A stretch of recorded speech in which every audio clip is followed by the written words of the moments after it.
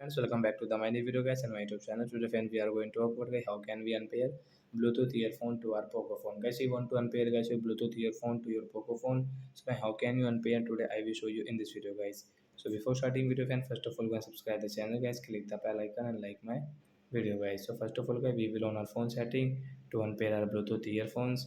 After on phone setting guys, you can see phone Bluetooth setting guys, tap here. As you can see guys, we have paired guys this ubon CL company earphone guys, we want to unpair. So like how to unpair?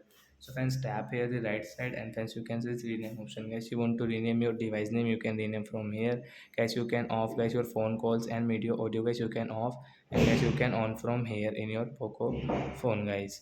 So and guys, you want to unpair guys, tap on unpair option guys, then it will unpair to your phone, you cannot use it. If you use guys, you will have to pair again guys. So like that guys, you can unpair your Bluetooth earphone to your Poco phone. So that's it guys, thanks for watching the video guys. We will meet in next video. Bye friends.